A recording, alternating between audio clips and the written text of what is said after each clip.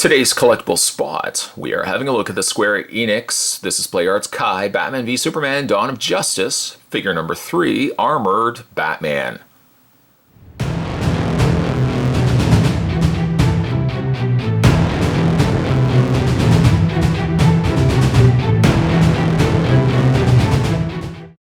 And is recommended for ages 15 and up, and does have a choking hazard.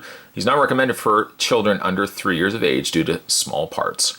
Spot's third figure that we're going to be looking at from the Batman v Superman line from the Play Arts Kai releases. And I know based on the last reviews that we did, where we looked at both the Batman and the Superman, there were some mixed feelings about what those figures were. Some didn't actually care for the likeness and the sculpt of Batman. Some also didn't like the sculpt of Superman. I did like the Batman. At the end of the day, I still looked back. I went to the figure after reading a lot of your comments. I looked at the figure again, and I still like that figure quite a lot. The price point certainly is a little bit higher to the conventional store-released figures. The Superman is still a little questionable for me. The face sculpt, not so much. Not feeling it as much for me. We're looking forward to getting this guy out of packaging. Also, in the next video, we're going to be looking at the Wonder Woman, so stay tuned for that as well. Side of the box, you've got figure number 3, Batman v Superman, Dawn of Justice, Play Arts Kai down below, and figure number 3, Armored Batman. The back, several different poses that you can get the figure in. The figure features over 20 points of articulation, and also not noted there, he also comes with his display stand too.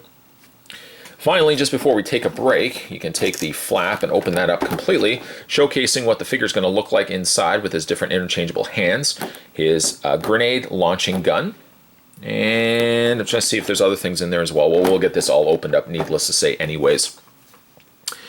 The read-up for Batman says Batman equips himself with a new power to stand against the might of the one they call a false god. What is justice? The target at which our two heroes take aim is the same, but their methods are anything but. Many lives are sacrificed in the last battle to save mankind from total destruction.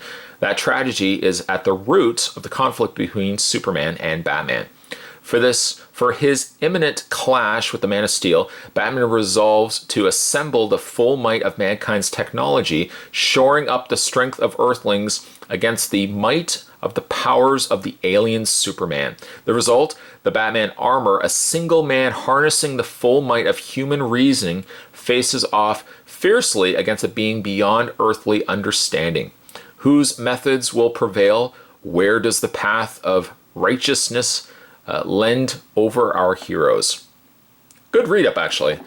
Spot's going to take a break and get this opened up. When we come back, though, we're going to get a better look at the Batman v Superman Dawn of Justice Play Arts Kai Armored Batman.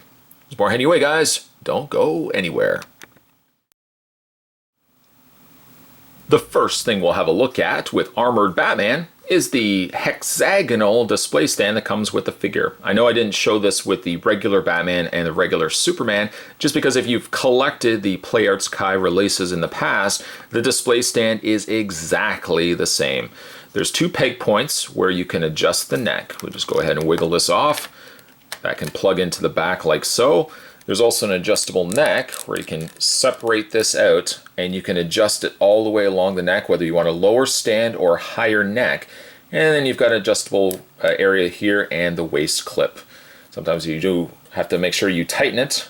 Well, I didn't completely tighten it, but there's your adjustable waist clip stand. Again, nothing different than regular releases, and one of the reasons why I just didn't show it with the other 2 figures, but I wanted to show it now. We'll put that just to the side. Batman's other accessories come included as the grenade launching gun that he uses to fight the Man of Steel. Fills it up with cartridge grenades containing the very poisonous for Superman kryptonite gas.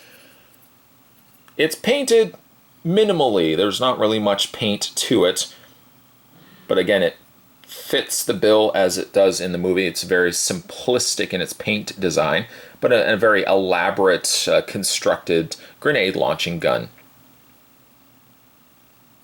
He does also come with a series of interchangeable hands. If you really count the ones that he's currently got in his arm sockets, he comes with a total of 5. Now the ones currently in his hand are close-fisted. There is absolutely no way he's going to hold this grenade launching gun just yet. but you can replace it out with the several different interchangeable closed or partially closed hands. One's suited for, again, wrapping around the trigger finger or trigger point of the grenade launching gun. So he's got that, and then he's got a series of, one could perceive as grasping hands. Okay, so we'll put those to the side. All right, so let's have a look at Armored Batman. I'm actually surprised with the amount of, split opinions about the initial Batman that we had to look at. Some people didn't like the sculpt, felt like the legs were proportioned awkwardly, the thighs were a little broad on him. For me, if I'm a big fan of the Play Arts Kai figures, I kind of know I know proportion-wise and sculpt-wise, they're not necessarily always movie accurate, like the Superman being a good prime example. I actually did, though, quite like the Batman, and the Armored Batman here follows suit for me. I think it actually turned out quite well. Newcomers to Play Arts Kai might be slightly turned off, perhaps, things such as the curtain. I call it the curtain, but the little area that covers over, because essentially underneath this, hopefully you can see, there is ratcheted joints that control independently the cape. Now, the cape is a slight departure from the other Batman in the fact that you've got a more considerable overlap between the capes. So there's less of that thing that a lot of people don't like about capes, where if you move the capes too much to the side, you've got this big glaring gap in between the two halves of the cape. This actually finishes it off quite nicely. Again, as a result, though, the underside, you can kind of see how there's two overlapping sections of cape. It looks jarring, but from the front and from the front and from the back, you don't see it too much, actually. Let's have a look, though, at the main figure itself, the meat and potatoes of it all, Armored Batman. I guess one thing I could comment on is I wish the eyes were brighter.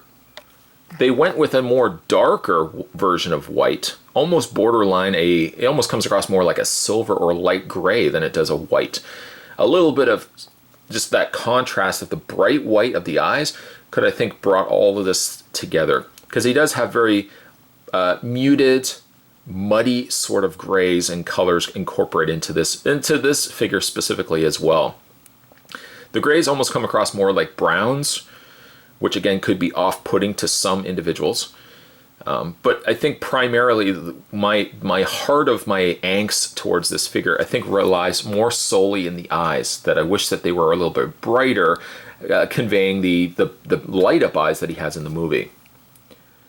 Again, like the coloring on him reads almost slightly more a beige gray, like a brownish gray, than it does an actual gray. It comes across much dirtier in color than it was in the movie. Something that I probably, again, could comment that I wish that wasn't the case, but that's the route that Square Enix went with this particular release of Batman. You know what, let's bring the camera up slightly. We'll kind of look at some close details. Like, they didn't skimp on like scratches and little wear areas of the suit. Areas around the helmet area there you can see. There's the other side there as well, like all these little scratch and indentations. That's done well. But I wish the eyes were just brighter. That, for me, can go a long way.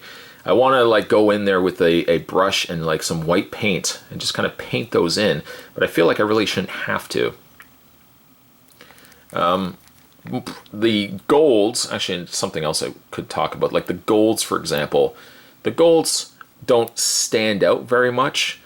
To me, like, the majority of the figure looks like he's been war-torn, like he's already had his battle with Superman, which is something also that they could have incorporated with this release. The damaged half section of his helmet, I think, could have been something that they could have incorporated as well. They don't do a lot of interchangeable heads, but that's something I think they could look to doing if they wanted to release this guy here. Also, he's also bare bones when it comes to accessories. He only really has the grenade launching gun, but also the kryptonite spear could have been a welcomed inclusion also. The figure is, I think, proportioned accurately. Let's bring the camera down. There we go. I feel like the figure is proportioned accurately. The broader thighs that I mentioned with the other released Batman doesn't seem as fitting in this case because he's got more of the armor that it adds, I think, naturally and not in an awkward way, that it would naturally make his thighs a little bit broader. He's also got that slightly discolored lower portion of his cape, something else that some collectors weren't super crazy about, that it came across a little bit muddier. But it's to note, though, that the undersides of his boots don't have that same sort of mud. Like if they're going to discolor the cape area portion, I'm surprised that there's almost zero indication of that mud and debris on the undersides or even around the areas of his soles of his boots. So it's odd that they would do more the weathering here and not incorporate it anywhere here. When it comes to his posability, Batman's head, again, this is over 20 points of articulation. So he's got the ball joint in the head, as you can see. Good range of motion there. It's a little on the stiff side, but I'm more than happy with stiffer joints rather than loose joints. And then he's got a secondary ball joint that attaches the bottom of the neck to the top of his torso. So you got essentially two ball joints there. He's got the ratcheted joints on the arms. That's something you come to expect with Play Arts Kai figure releases. Forward and back motion on the arms. It looks like he doesn't have, I thought he might have had the little crunch motion in the shoulder area there, but it feels like he's just got the joint primarily in the socket of the shoulder. He's got the swivel on the bicep area. He's, again, that ratcheted elbow articulation. And it's not quite, I mentioned it before, it's not quite like a double hinge. It's more like one fluent hinge that just allows a continuous motion straight up. That's the benefit of having like a ratcheted joint. The forearm, the lower forearm rotates as well. There's a rotation in the hand and that ratcheted joint there as well. His torso is what I think is the one area that is limited extremely. It does rotate, but there's not really much give. You can rotate it, like crunching forward and back doesn't seem so bad, but rotating left to right is where it seems more limited. And then finally for his legs, the legs move forward, back, out, swiveling at the top portion area of the leg. He's got a double hinge knee. Now this is actually a true double hinge. The hinge at the bottom, hinge at the top, giving you a range of motion there. And then he's got the ratcheting in the feet, and also that little slight arch, a little slight bend in the toe area there as well. And just getting the legs straightened out. There we go. The figure actually turned out decent. In my heart of hearts, I feel like I do like the Batman just a little bit more, as I feel like the colors on this guy just don't stand out. They did a good job, don't get me wrong, but I feel like the colors are a little bit more muddier, and they tend to blend in a little bit more than what I'm liking. I wish that the silvers were more lighter color. I feel like the undersides of his suit, I wish those would be a little more darker. I wish that the contrast was a lot greater than what it is, instead of one, presumably, in my opinion, just one continuous muddy grays and dark grays and stuff like that. Not as good for me as the Batman, but again, a lot of people didn't like the Batman either, so let me know down below what you think of this particular figure, whether you would pick it up for yourself or if you would pass on him altogether. Today's collectible spot, though, we were having a look at the Square Enix. This was the Play Arts Kai Batman v Superman Dawn of Justice. This was Armored Batman. Stay tuned, guys. Spot's going to have the review of Wonder Woman right around the corner. As always, thanks for watching as you always do. I'll see you next time.